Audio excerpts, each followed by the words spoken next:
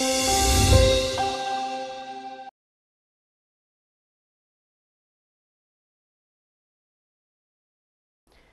heard this morning, particularly in today's sessions, about problems with law. The sentiment was very strong about how broken the system is. But take all the sessions that we did, be it the one on land, labor, infrastructure we spoke about. Each of these has the element of law in it. And how do we write our laws? What do we do when we draft laws? How do we envisage? For example, someone says check bouncing is rampant. We need to stop check bouncing. So you criminalize check bouncing, write section 138, Negotiable Instruments Act, and say, if your check bounces, you go to jail. Has anybody done a study to see whether the jails have enough people to house those many guys whose checks bounce? I mean, do we do that sort of research before we write a law? The answer is no. So we do have an approach of, show me a problem, I'll write you a law. Legislating virtue is an approach that we as a republic have adopted, unfortunately. And a lot of what you're going to see and hear about is an outcome of that approach. Of course, we have the other problem of being an English-speaking nation with multiple variants of English. So the guy who writes it thinks in maybe Tamil, writes in English. The guy who corrects it thinks in Gujarati, corrects it. Third guy must be thinking in Haryanvi, adding value. So net-net, when the law comes out, nobody really remembers what he thought when he was writing. And that poses a problem by itself. So I just thought with this backdrop, let's see where things are. I just wanted to make a disclaimer. You find these slides with my firm logo. That's the only template I had in my computer. The problems of having templates. You may find what you hear provocative, but the intention is to provoke thought. But my intention is not to be contemptuous, and it's high time we introspect it. The views and expressions here are only my own, not of my firm. Therefore, let's see what we need to do. So I'd like you to picture this. Like, imagine an arm of the state which is charged with delivering a public good, which is, let's say, a government hospital which is supposed to treat people. And then imagine that the service delivery is completely creaky and dilapidated. Let's say a generation after the patient dies, the medicine is delivered, for example. And let's say in that area of activity worldwide, India ranks second from the bottom. I think all rankings in doing business have models, and there are modeling effects, but Afghanistan, Iraq are ahead of us. So leaving the modeling problems aside, in law and contract enforcement, we rank second from the bottom in the doing business survey. Imagine India has to pay damages for an enormous delay, and we'll look at an example of that.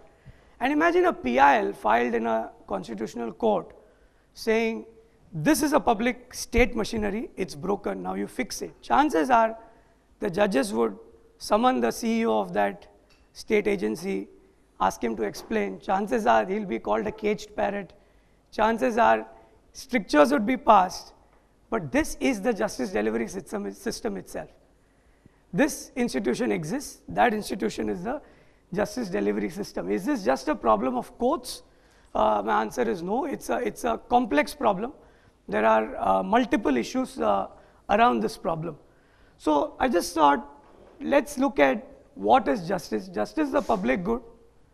Enforcement involves enforcement both against the state and between parties. Two parties to a contract have a dispute. You want to enforce your contract. The rule of law requires that the contract recognized under Indian law is upheld and enforced.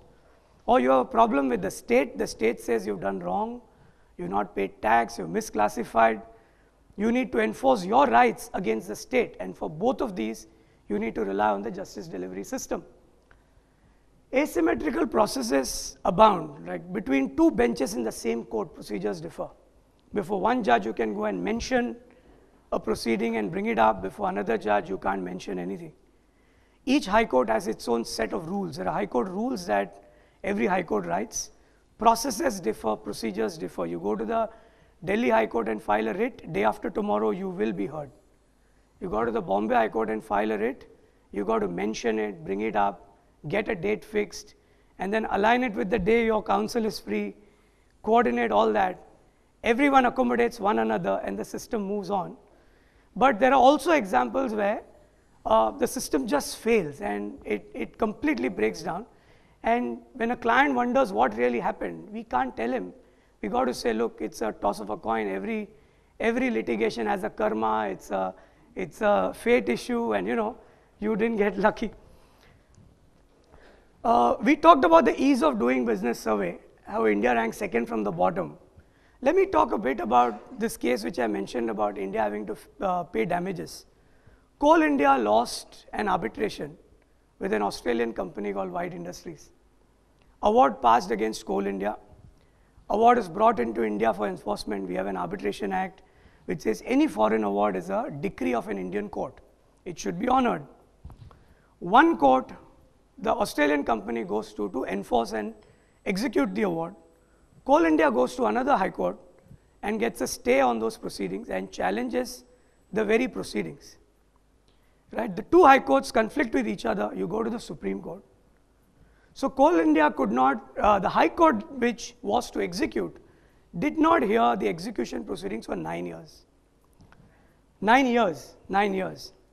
You go to the Supreme Court. Supreme Court did not get interested for 4.5 years. It admitted the appeal. It admitted the SLP, but it wouldn't be heard for 4.5 years. Obviously, India and Australia have a BIT, a Bilateral Investment Protection Treaty. The company said, I'm going to invoke it. It invoked it. Of course, the forum for that is a private arbitration in Singapore. That arbitration award has gone against India. Of course, that again has to be brought to India to execute against the government of India. So you would wonder, have you multiplied everything by 0? But the fact is, this is a reality, and this upsets a lot of people in the policy system. So what's the reaction? You say, renegotiate the treaty. How did we sign such a treaty? Who signed such a treaty? Should the CBI get into wondering how a private arbitral tribunal can decide against the Republic of India? But the truth is, we need to introspect. I mean, there is a serious problem. And this, in the earlier slide, what you saw, is par for the course for the domestic sector, for businesses. When we hear in the enterprise segment or the infrastructure segment about issues or tax litigation, going on forever, that's par for the course. Evidence led by retired chief justices in international arbitration often makes news. I don't know how many of you have seen these news reports. A CJI would have led evidence saying there's no hope in hell that you'll get a decree in 15 years in India. And newspapers tend to be very patriotic, right? I mean, we have a very patriotic media which doesn't really ask some of the hard questions that need to be asked. So the fact that a CJI has run India down, a retired CJI has run India down makes news, not the content of what he said in his affidavit. If a CJI says, oh, things are fine, perfect, India, things in India are really perfect, he's a patriot, the guy who runs India down, leading evidence, is a traitor. But look at examples of this justice pattern. Union Carbide, Bhopal gas leak, remember 1984. Conviction of the board of directors in India happened in 2010. Of course, Mr. Nani Palkiwala had led evidence in a US court at that point to say that India has a spectacular judicial system. It's even reacted with legislation. We do legislate solutions, right? So India made a new law on disasters like that. And the US court said this is an inconvenient forum to proceed against Union Carbide, send it all back to India. 2010 is when the domestic board of directors was convicted. And that's the first stage conviction. Then there's appeal, then there's final appeal. Tamil Nadu CM convicted in 2014, right? It all made news. The probe, the raid had happened in 1997.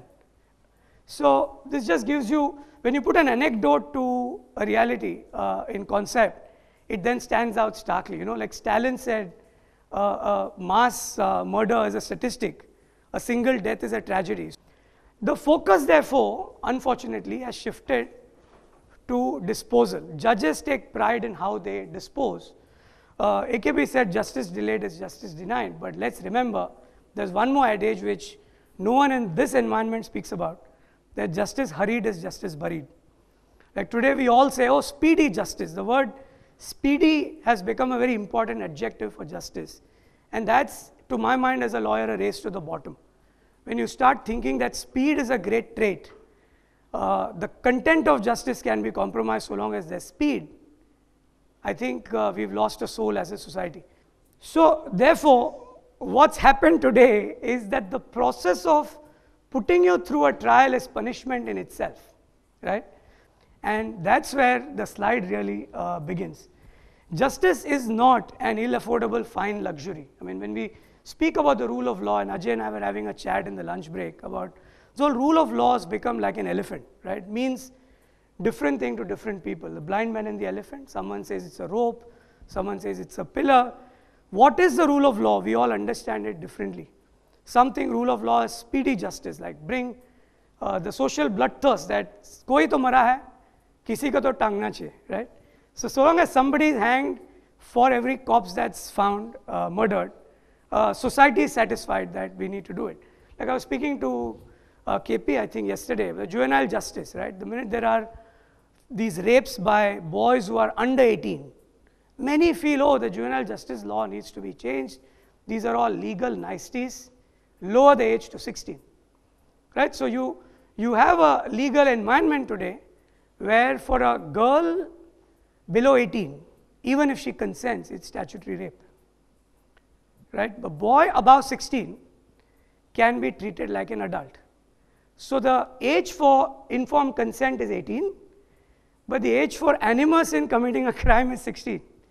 And I think there is a policy problem there. There is a disconnect in different ministries, or we talked about state capacity, different guys pushing different legislative solutions leads to these sort of anomalies. A lot of us believe the United States is an epitome of virtue, injustice, no pendency, things are spectacular. That society has its own problems, so I thought I should highlight that too. What that system has done is made access to justice so prohibitively expensive that the courts remain unclogged. Rajat Gupta, if he fails, if he doesn't get his appeal, he'll be a pauper. He's 30 million down. The Goldman Sachs insurance that he's got will have to be reimbursed by him if he loses the appeal. He'll be a complete pauper, which is why the SEC thought it could play on his mind and get a settlement.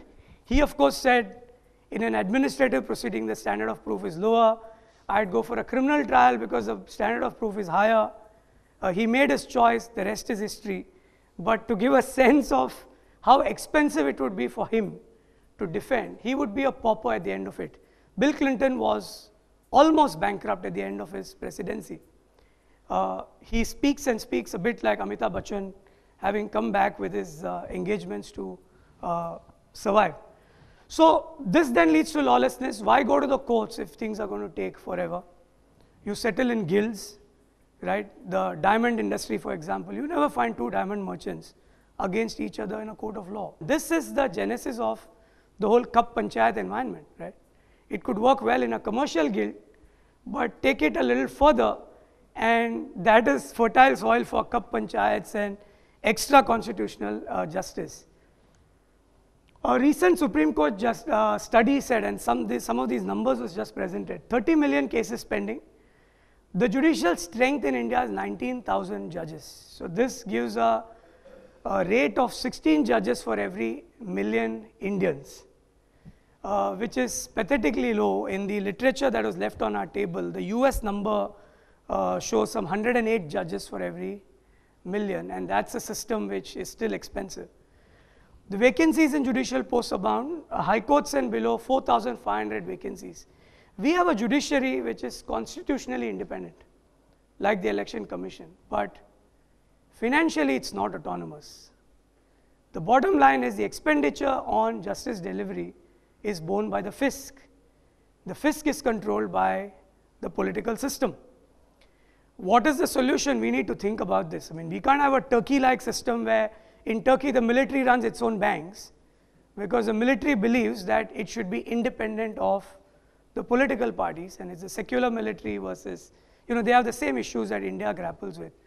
We can't have the judiciary running enterprise to fund itself, but we need to find a solution. The court fees system, for example, the whole Vodafone dispute, 11,000 crore litigation, the court system earned something like 250 rupees because it was a writ petition.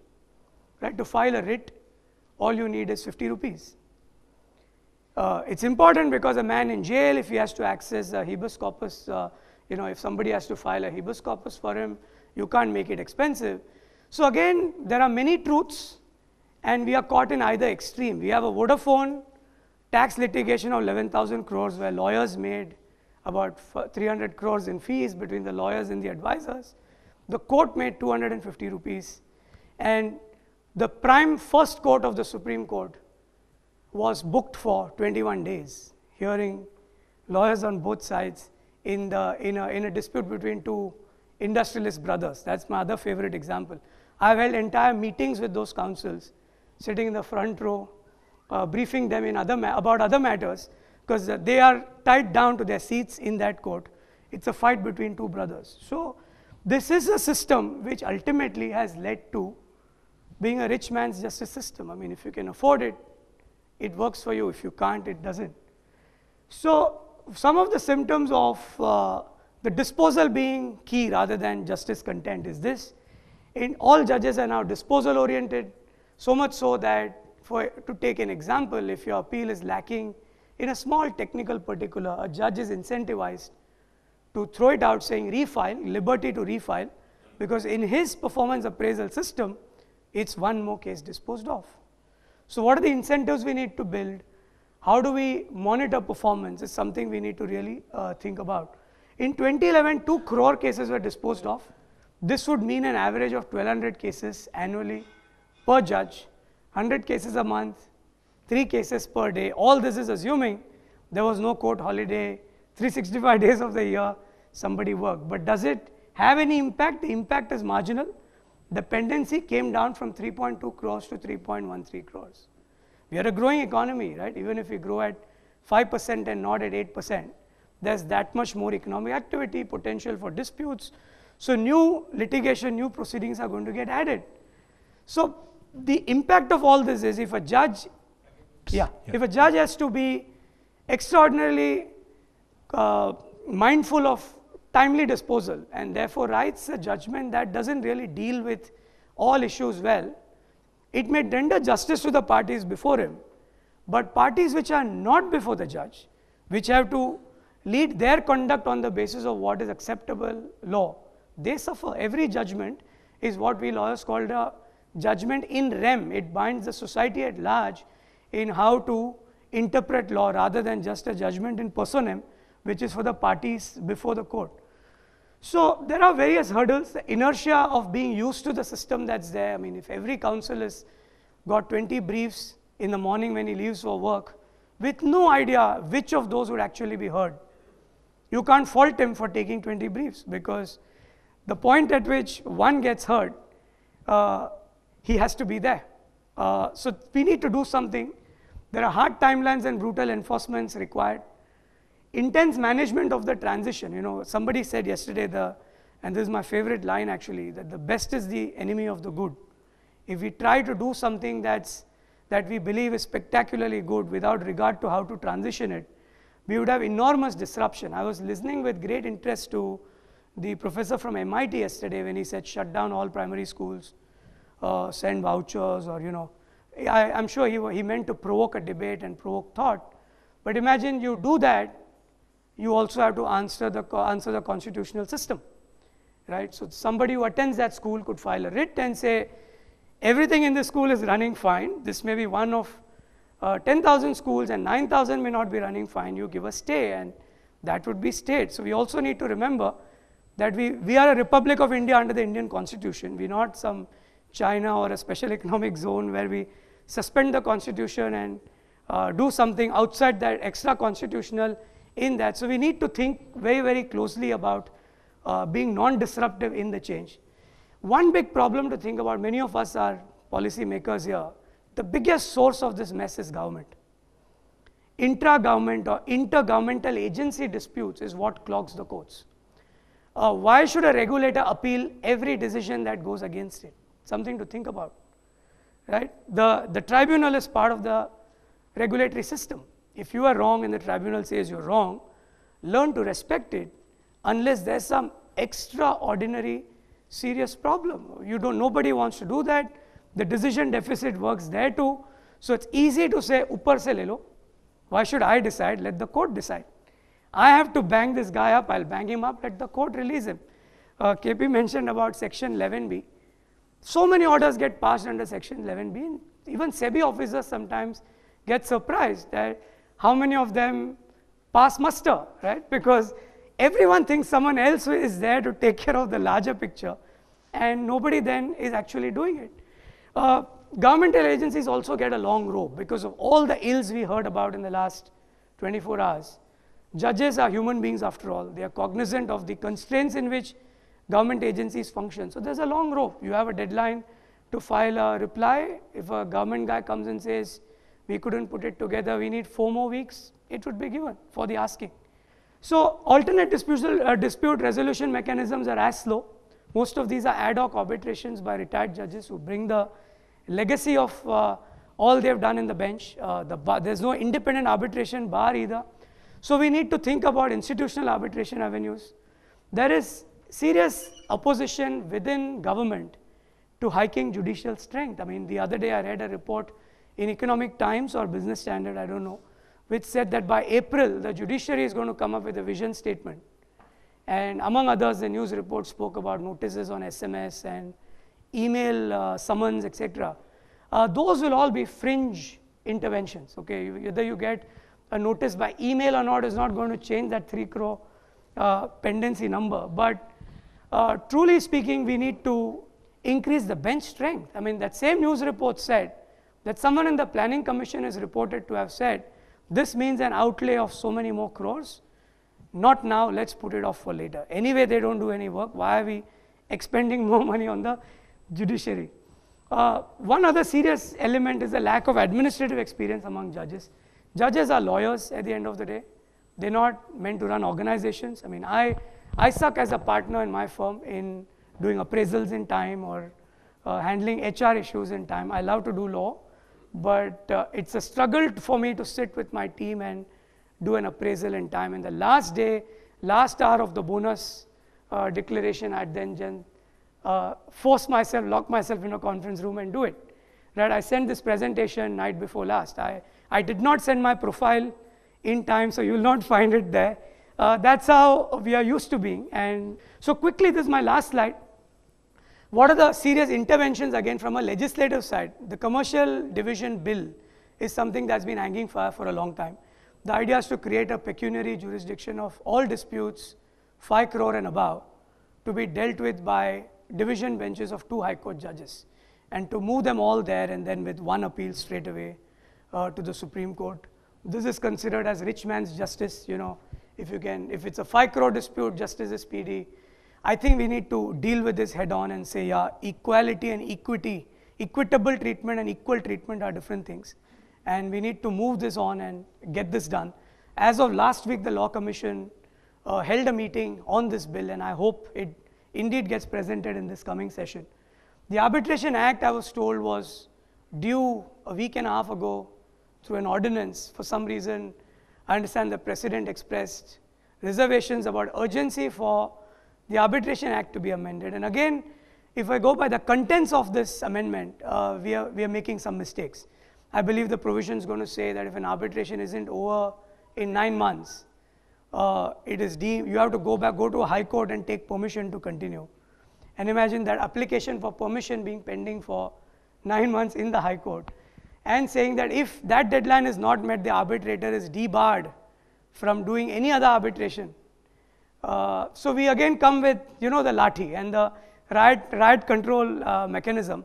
And surely these would be grounds for staying it on constitutional grounds. So we really need to work on it. What is needed is serious surgical intervention. One idea we are toying with in the FSAT working group is, should we not have the business processes part of the judiciary vested in a body corporate owned by the President of India? It does judicial back office support for judiciary across the country. If we can do GST, we can do this. We need to think about what is that at the outlier frontier that we can do to deal with this. Just appointing more judges or improving pay scales or some government agencies not appealing that much. These will all be in the fringe. we need some serious surgical thinking. I thought I'll use this to set the tone for the discussion ahead. Thank you.